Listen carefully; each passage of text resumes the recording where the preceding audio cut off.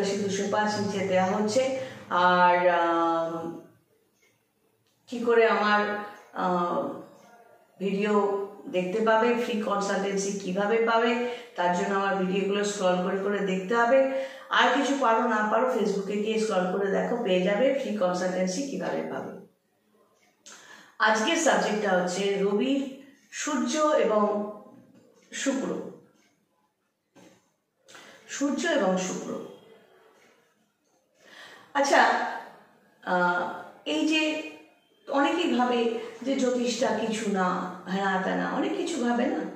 তো প্রত্যেক এক একটা মানে আমাদের দেশে কিন্তু বহু রকমের সাবজেক্ট আছে, আর জ্যোতিষটাও কিন্তু অনেক পুরনো সাবজেক্ট। এটা এমন একটা সাবজেক্ট যার সাথে স্পিরিচুয়ালিজম বা আধ্যাত্মিকতাবাদ ওতপ্রোতভাবে জড়িত। তো ওর মধ্যে আজকে ঢুকছি না, আজকে রবি আর শুক্রকে নিয়ে কথা বলছি।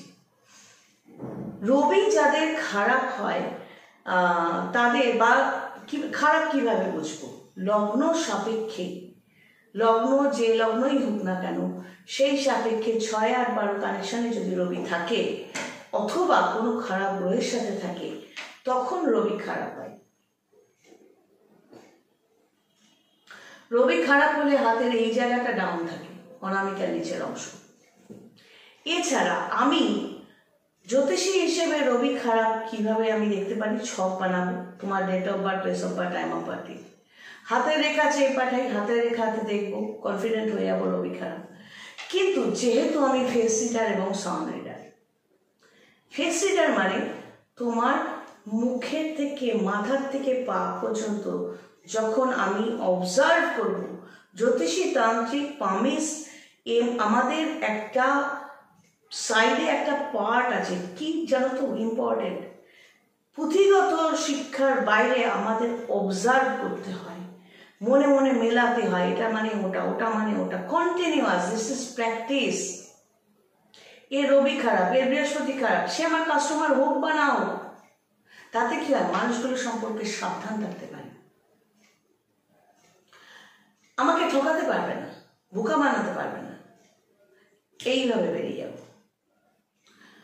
রবি খারাপ হলে কি হবে, জন্মছক আর পামিস্ট্রি মানে হাতের রেখা সবকিছু বাদ দিয়ে বলছি, এবার ফেস রিডিং এ যাচ্ছি। আর গলার স্বর, সাউন্ড, যখন আমি এই যে সাউন্ড প্র্যাকটিস করি, যে মানুষ যেভাবে কথা বলছে, যখন কোনো মানুষ মিথ্যে কথা বলে সামনে বসে, সেটা রিড করতে পারি, ফোনে যখন বলছে সেটা রিড করতে পারি, সে সত্যি বলছে না মিথ্যে বলছে। এটা প্র্যাকটিস, এক হলো পুঁথিগত বিদ্যা প্লাস প্র্যাকটিস, খচামি মারছে না কি টাইপের পার্সনটা, আর সামনে বসে যখন কথা বলছে, ফেস রিডিং এর সাথে সাথে সাউন্ডটাকে রিড করি। সাউন্ড কিরকম হয় জেনে রাখুন। রবি যখন খারাপ থেকে, রবি আমাদের লাইফে সূর্যের ভূমিকাটা বিশাল। ওই সূর্য প্রণাম করলে মন্ত্র অর্ধেক জানো না, জবা কুসুম শঙ্কা সং বলে কোনো রকমে নম করে একটা জল অর্পণ করলেই সূর্য প্রণাম হয় না, সেটা আবার আরেকটা টপিক সাবজেক্ট হয়ে যাবে, সূর্য প্রণাম কি করে করে, তাদের উন্নতিও হয় না। তো রবি খারাপ থাকলে গলার স্বরটা কিরকম করবে, আর্টিফিশিয়ালি, মানে আর্টিফিশিয়ালি, এর বাংলা আমি জানি না, আর্টিফিশিয়ালি বলতে কৃত্রিমভাবে সে গলাটাকে সরু করে নেকা নেকা করে কথা বলবে। এই নেকা নেকা করে কথা বলাটা খুবই নেকু নেকু হয়ে যাবে যদি শুক্রটাও খারাপ থাকে। শুক্র খারাপ মানে সেই মানুষটা উপরে ঝাঁ চকচকে, ভেতরে নোংরা, তার নখগুলো বড় বড় থাকবে। আমার নখ কিন্তু আঙুলের মাথা পর্যন্ত কাটা, এটা কিন্তু নখটা আমার লম্বাটে, এদের নখটা লম্বা লম্বা থাকবে, নখের মধ্যে জার্ম থাকে, পরিষ্কার করবে না, তার মধ্যে নেল পালিশ দেবে, তাই নিয়েই খাবার ঘাটবে, তাই নিয়েই বিভিন্ন রকম খাবার বানাবে। ওপর থেকে এরা নিজেকে প্লেস করে পরিষ্কার পরিচ্ছন্ন টিপটপ, বেসিক্যালি এরা নোংরা হয় যদি শুক্র খারাপ থাকে। আর রবি খারাপ থাকলে এই চরিত্রটাও যায়, এবং রবি খারাপ থাকলে গলার স্বরটা কিরকম, আমি একটা এক্সাম্পল দিচ্ছি। ধরো, এই শোনো না, তুমি কেমন আছো গো, এই জানো তো, মানে এই টাইপের গলাটাকে অতিরিক্ত মিহি করে সেক্সি করার চেষ্টা করবে, মিষ্টি করে কথা বলবে। নর্মাল যে আমাদের ফ্লো, কথা বলার যে ফ্লো, সেটা কিন্তু তারা ফলো করবে না, তারা বুঝতেই পারবে না। এবং যে যতটা ন্যাকামি করে কথা বলবে, আমার সামনে বসে কথা বলা, যখন অডিও কনসালটেন্সি দেওয়ার পর যারা আমাকে সিলেক্ট করে ভিডিও কনসালটেন্সির জন্য, তখন সেটা চার্জেবল। 1 ঘন্টায় একরকম চার্জ, 8 ঘন্টায় একরকম চার্জ, 15 মিনিটে একরকম চার্জ। তো তখন এই ভিডিও কলে বসার সময় অনেকেই চুপচাপ বসে থাকে, যাতে রিড করতে না পারি। এই যে মেন্টালিটিটা, এটাও কিন্তু অন্য কিছু রিফ্লেক্ট করছে, অন্য প্ল্যানেটারিয়াল কানেকশন রিফ্লেক্ট করছে, যে আমি চুপ করে বসে থাকবো, কিছু আমাকে যেন বুঝতে না পারে। আবার অনেক কাস্টমারও আছে যারা নিজস্বতাটাকে তুলে ধরে, যাতে আমি তার কাজটা করি এবং সে বেনিফিটেড হয়। মেন্টালিটি, তোমার মেন্টালিটি তোমাকে, তোমার ব্যবহার, তোমার কথাবার্তা রিফ্লেক্ট করবে। আর যাই হোক, জ্যোতিষী, তান্ত্রিক, ফেস রিডার, সাউন্ড রিডার যারা আছে অরিজিনালি, তাদের সামনে নাটক করতে যেও না, ধরা পড়ে যাবে। তুমি কিচ্ছু না বলে ফ্যালফ্যাল করে আমার দিকে তাকিয়ে থাকো, আমি ঠিক করে ফেলবো। তো এটাই হলো ব্যাপার। রবি খারাপ থাকলে কি হয়, তার লাইফে দাঁড়াতে একটা প্রফেশন সে হয়তো পেল, কিন্তু সেই প্রফেশনটাকে নিয়ে সে যে স্ট্যান্ড করবে, সেই জায়গাটা কিন্তু সে পায় না। তার যতটা যোগ্যতা, সেই অনুযায়ী জায়গা সে পায়নি, পাবেও না।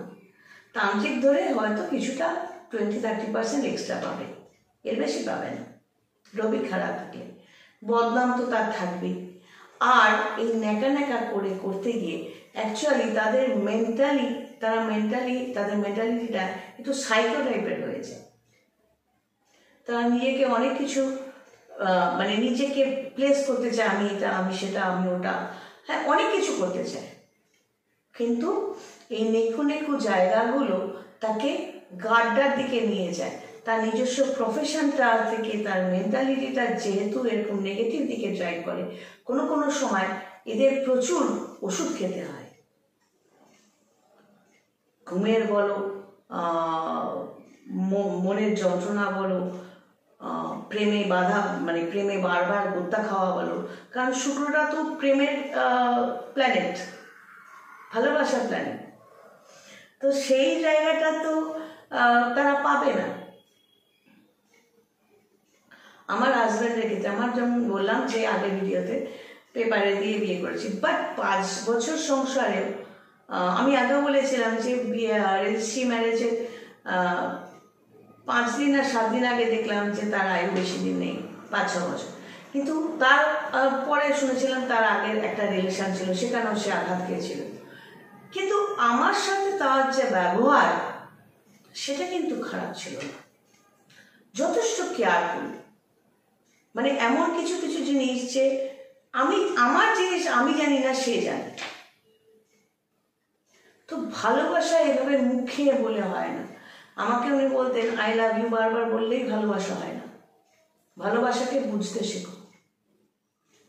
তো তার কাজের মাধ্যমে ভালোবাসাগুলো কিভাবে লাইফে এসেছিল, কিভাবে আমি আজকে আমি স্ট্রেংথ নিয়ে ঘুরে দাঁড়িয়েছি, বা অনেক কিছুই বুঝি, ইলেকট্রিক বলো, বিভিন্ন সাইড বলো।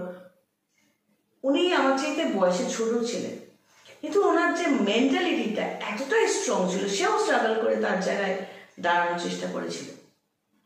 কিন্তু তার সাপোর্টটা এতটাই ছিল যে আমি আমার লাইফে প্রচন্ড মেন্টাল স্ট্রেংথ অ্যাকোয়ার করে নিলাম। যখন তার সময় শেষ হয়ে আসছে, আমি তখন বললাম ইলেকট্রিক বিল দিতে যাবো, সবসময় তাকে বগল দাবা করে নিয়ে যেতাম, দুজনে একসাথে যেতাম। উনি বললেন যাবে, একাই যাবে। তো ভালোবাসা, পজিটিভ ভালোবাসা যদি তুমি 1 মাসও পাও, তোমার অনেক। আর ফলস ভালোবাসার নামে নাটকগুলো অনেক কিছু সামনে রাখলেও না মনটা ফাঁকাই থাকে। এই যেমন 5 বছর উনি মারা গেছেন, তারপরও আমার লাইফে আমি বহু মানুষের সাথে সংযোগ রাখি, পরিচয় রাখি, কাস্টমারও তো আছে, বসে চা খাই, আড্ডাও মারি, কিন্তু সম্পর্ক না, কোনোদিন কোনো সম্পর্ক তৈরি হবে না। বন্ধুর মতো আমি সবাইকে বলি, আপনি মিত্র স্থানে থাকুন, বন্ধু হয়ে থাকুন, শত্রুতা করতে আর কতক্ষণ লাগে? তার মানে তাকে বন্ধু বান্ধবী বলে গলায় ঝোলাবো তা না। অনেকে গবেটের মতো এরকম ভেবে ফেলে। তোমার সাথে বসে চাও খেলাম, গল্পও করলাম, কথার কথা বলছি, মদও খেলাম, গাঁজা খেলাম, হ্যানা খেলাম, ত্যানা খেলাম, সব খেলাম, তারপরও তুমি আমার কেউ নও। এটা হলো মেন্টাল স্ট্রেংথ। কারণ আমার ভালোবাসার লোকটির জায়গায় আমি কোনোদিনই কারোকে বসানোর কথা এই জীবনে তো আমি ভাবতে পারবো না। ওই ভালোবাসার জায়গাটা এতটাই ফুলফিলড।